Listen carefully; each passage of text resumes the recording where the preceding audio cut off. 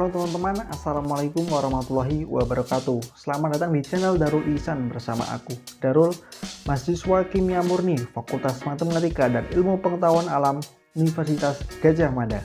Aku adalah angkatan tahun 2020 dan artinya aku baru lulus beberapa bulan kemarin dan saat ini aku sedang menjalani kuliah di semester 1 di Universitas Gadjah Mada. Ini adalah video pertamaku di channel ini dan di channel ini aku akan membahas tentang edukasi, kehidupan di kampus, dan juga real life.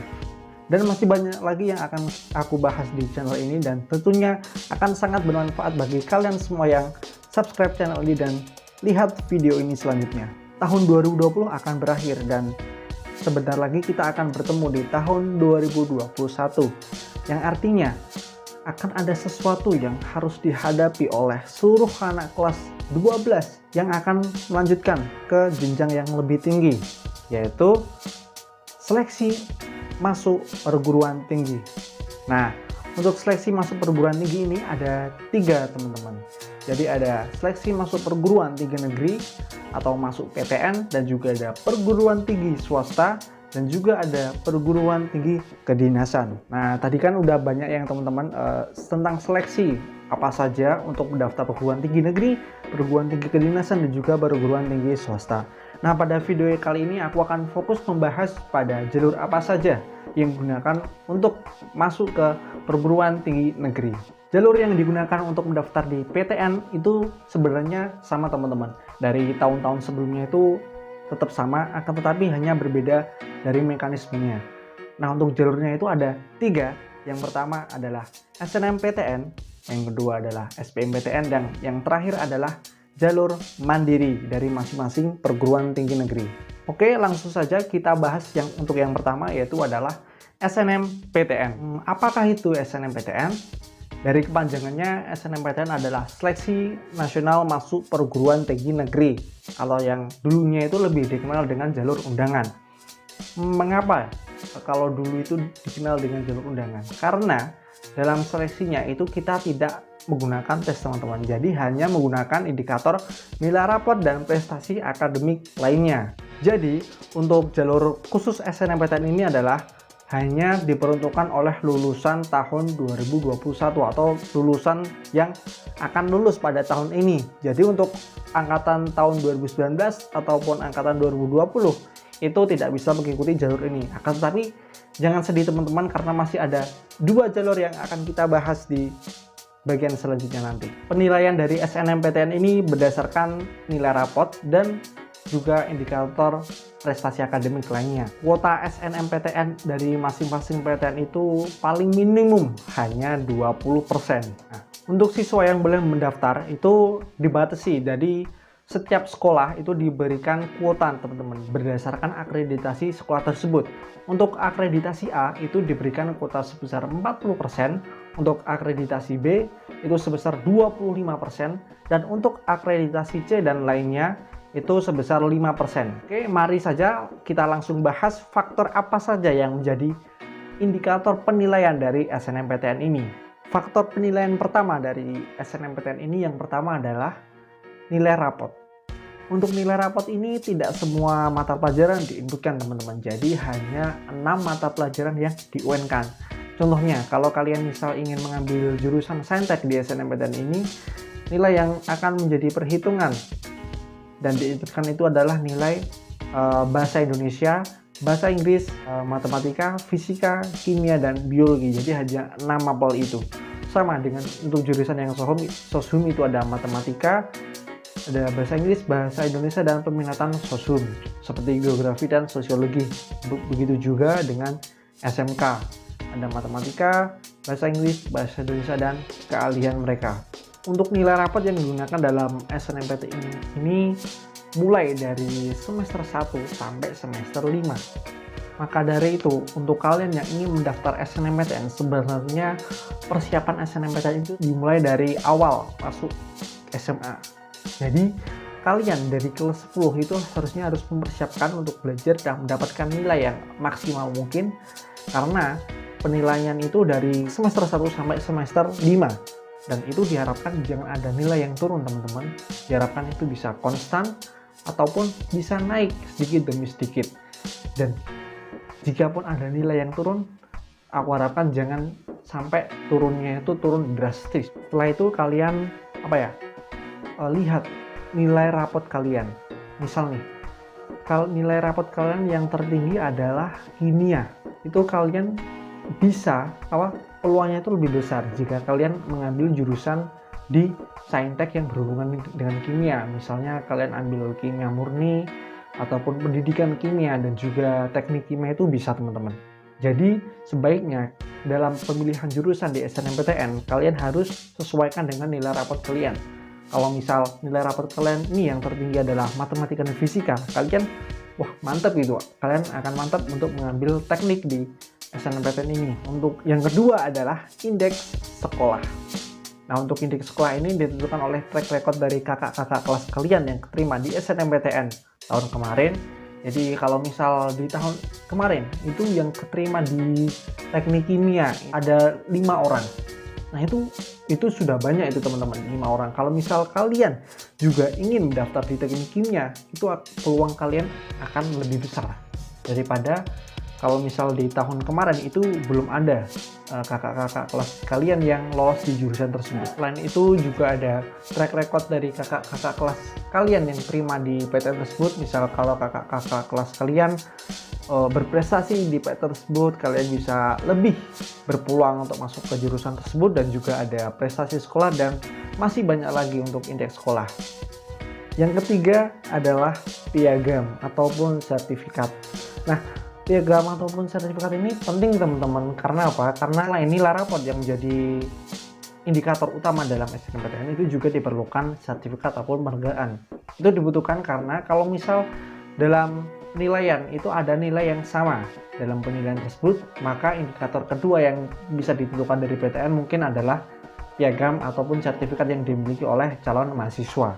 Nah, untuk sertifikat dan piagamnya itu lebih baik linear dengan jurusan yang kita ambil. Kalau misalnya kita pernah nih juara 1 Olimpiade Matematika tingkat nasional dan mendapatkan medali emas, itu bisa kalian inputkan jika kalian misal mengambil jurusan di matematika, statistika ataupun di aktuaria yang berhubungan dengan matematika.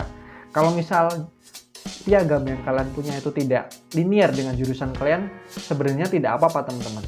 Coba kalian masukin saja, siapa tahu itu akan membantu teman-teman untuk peluang lebih lolos di SNMPTN ini. Nah, jadi itu teman-teman untuk yang jalur yang pertama SNMPTN, untuk indikatornya adalah nilai rapot, yang kedua adalah indeks sekolah, dan yang ketiga adalah piagam ataupun sertifikat yang kalian miliki. Itu harus kalian persiapkan dengan matang-matang. Dan kalian ulik-ulik kembali nilai-nilai kalian, piagam-piagam kalian yang akan digunakan untuk mendaftar di SNMPTN kali ini, supaya peluang lolos kalian itu lebih besar. Kita lanjut ke jalur yang kedua, yaitu SBMPTN. Apakah itu SBMPTN? SBMPTN adalah seleksi bersama masuk perguruan tinggi negeri. Dan juga pada tahun 2019 kemarin, itu metode seleksinya diubah menjadi komputer, atau sekarang ini dikenal dengan UTBK, yaitu ujian tulis berbasis komputer. Jangan salah teman-teman, jadi untuk SBMPTN dan UTBK itu berbeda. Kalau UTBK itu adalah jenis ujiannya atau nama dari ujian tersebut. Nah, kalau SBMPTN adalah serangkaian seleksinya untuk mendaftar di PTN tersebut. Untuk UTBK di tahun 2021 ini ada sedikit perbedaan teman-teman dari tahun-tahun sebelumnya. Tetapi untuk kelompok ujiannya itu tetap ada 3, yaitu ada saintek, ada soshum, dan juga ada campuran atau IPC, yaitu ada campuran antara saintek dan soshum. UTBK di tahun 2021 ini kalian hanya diberikan kesempatan untuk tes sebanyak 1 kali. Ini mirip pada tahunku kemarin, yaitu UTBK tahun 2020 itu hanya dilaksanakan 1 kali dan hanya TPS aja. Nah, untuk tahun 2019 kemarin itu 2 kali dan terdiri dari TPS dan TKA. Sama untuk tahun 2021 ini kembali lagi untuk tes yang digunakan materinya terdiri dari TPS dan TKA. Untuk TPS ini akan mengukur kemampuan kognitif kalian. Dan ini terdiri dari 4 subtes. Yang pertama ada PK, ada PU, ada PPU, dan ada juga PBM. Yang kedua, TKA atau tes kemampuan akademik. Nah, tes kemampuan akademik ini untuk mengukur pengetahuan dan pemahaman keilmuan kalian. Jadi untuk TKA ini terdiri dari beberapa subtes teman-teman, tergantung dari misal apakah kalian ambil saintek ataupun sosum. Untuk yang ambil saintek itu kalian akan menghadapi matematika, fisika, kimia, dan biologi. Nah, untuk di soshum itu ada sedikit perbedaan dengan tahun-tahun sebelumnya. Untuk yang soshum pada tahun 2019 itu ada matematika soshum, dan pada tahun ini itu matematika soshum dihilangkan teman-teman. Perbedaan lainnya yaitu untuk pengumuman dari hasil SBMPTN, hasil UTBK ini, yaitu berbarengan dengan pengumuman SBM teman-teman. Jadi ini sama dengan peraturan tahun 2020 kemarin. Jadi pada saat pengumuman SBMPTN, setelah 1 hari ataupun 2 hari setelah pengumuman SBMPTN, nilai kalian itu baru keluar teman-teman. Jadi ini berbeda dengan tahun 2019. Kalau kalian nilai dulu baru mendaftar SBMPTN, kalau di tahun 2020 dan 2021 ini kalian mendaftar dulu dan memilih prodi di mana kalian ingin masuk di PTN tersebut, baru nilai kalian baru keluar. Untuk biaya tes UTBK di tahun ini itu Rp200.000 untuk saintek dan soshum, dan juga Rp300.000 untuk IPC ataupun campuran. Untuk pilihan program studi, kalian hanya boleh memilih 2 di PTN yang sama ataupun masing-masing 1 di beda PTN. Untuk jalur yang terakhir adalah jalur mandiri. Jalur mandiri ini adalah jalur paling akhir yang digunakan untuk masuk ke perguruan tinggi negeri.